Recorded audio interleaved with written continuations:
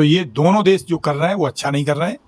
और ये सब कुछ करा रहा है अमेरिका इसलिए करा रहा है कि एक तो वो हथियार बनाता है, तो वो चाहता है कि कहीं ना कहीं युद्ध छिड़ा रहा है तो मेरे हथियार बिकते रहें। दूसरा, जो खनिज पदार्थ हैं इन देशों में, वो किसी तरीके से, अब आप यूक्रेन और रसिया में देखिए, अब वो यूक्रेन से बार्गेनिंग कर रहा है कि साहब हमें ये आप दे दो, तब हम आपको जो है ये मदद करेंगे। तो ऐसे ही वो यहाँ उसने इजराइल पर हाथ रख रखा है।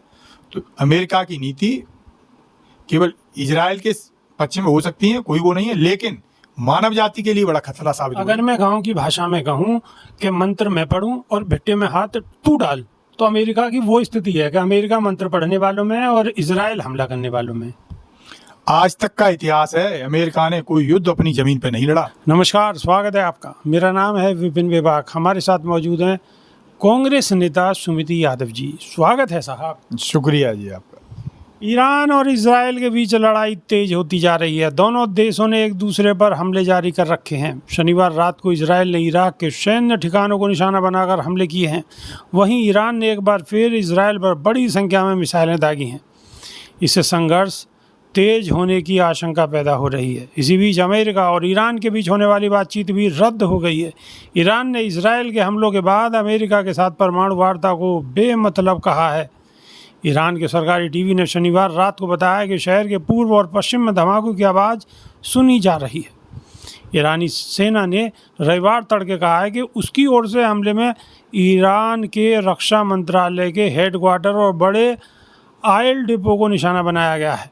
इजरायली सेना ने तेहरान के आसपास ईरान के परमाणु कार्यक्रम से जुड़ी साइटों को निशाना बनाने का दावा किया है।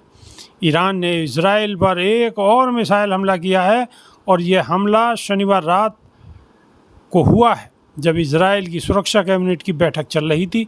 ईरान के रिवोल्यूशनरी गार्ड ने कहा है कि ईरानी मिसाइलों ने इजराइल जेट विमानों के लिए ईंधन बनाने वाली सुविधाओं को निशाना बनाया है। ईरान ने दोहराया कि अगर इजराइल ने हमले जारी रखे तो ईरान भी मिसाइलें दागेगा। ईरान और इजराइल में तनाव पर दुनिया भर से प्रतिक्रियाएं आ रही हैं। चीन ने इजराइल की आलोचना करते हुए कहा है कि ईरान परमाणु ठिकानों पर हमला कर एक खतरनाक मिसाल पेश की है और ये गलत किया है। रूस की ओर से इजराइल के हमले पर एतराज़ जताया गया है। इससे पहले सऊदी अरब भी ईरान पर हमले की निंदा कर चुका है। दूसरी ओर अमेरिका, फ्रांस ने इजराइल के लिए एकजुटता दिखाई है। इजराइल की ओर से शुक्रवार तड़के ईरान पर हमले के बाद ये संघर्ष शुरू हुआ।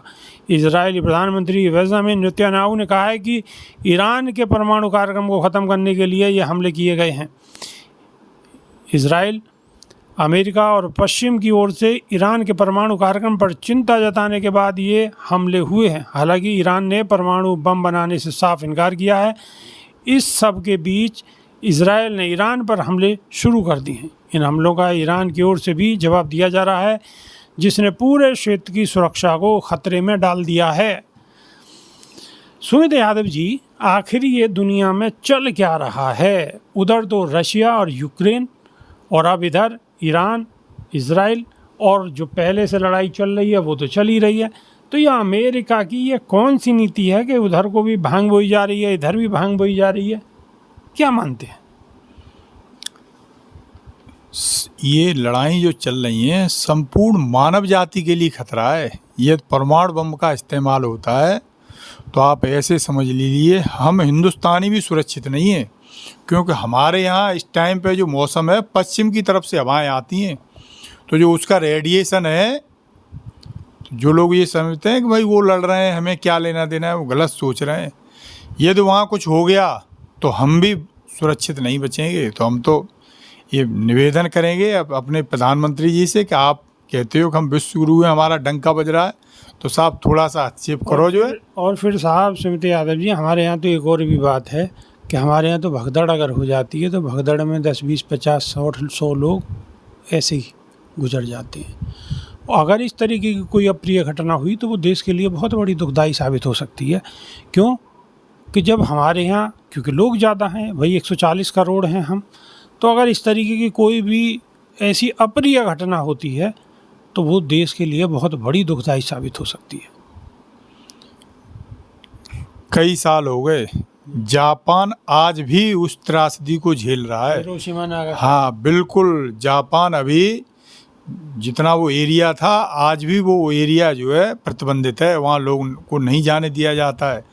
वहाँ की संतानें आज भी विकृत पैदा हो रही हैं। तो ये, और जबकि ये कहते हैं कि वो तो हाइड्रोजन बम का इस्तेमाल किया गया था, हाइड्रोजन बम इसके मुकाबले में उसकी जो कैपेसिटी है वो बहुत कम है। आज तो बहुत टेक्नोलॉजी बहुत आगे बढ़ गई है, बम और ज़्यादा विनाशकारी बन चुके हैं। ये ऐसा सुनते हैं, एक्सपर्ट ऐसे कहते हैं।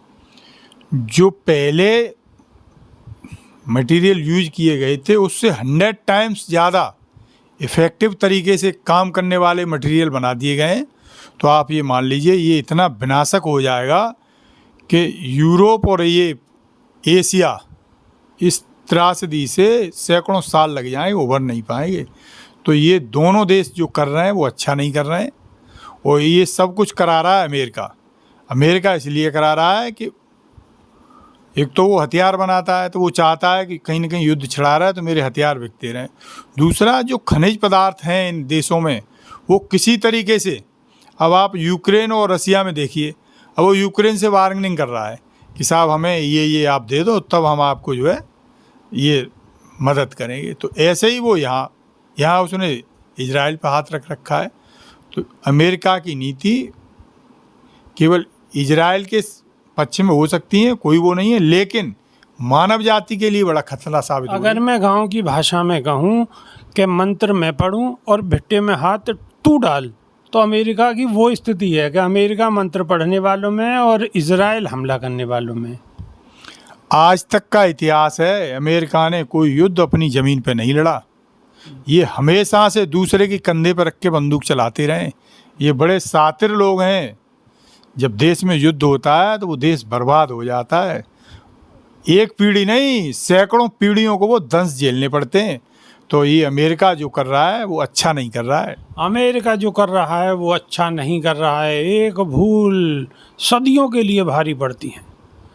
तो बात हमें सीख लेनी चाहिए, जापान से हमें सीखना चाहिए। और इस तरीके की अगर कोई अप्रिय घटना और होती है, कोई परमाणु बम का इस्तेमाल करता है, तो वो खाली उस देश के लिए नहीं, बाकी पूरी दुनिया के लिए गलत साबित हो सकता है, दुखदाई साबित हो सकता है, टोटल विनाश हो सकता है। तो आपकी इस विषय पर क्या राय है, अपनी राय जरूर रखें। बहुत बहुत शुक्रिया, धन्यवाद, नमस्कार। धन्यवाद।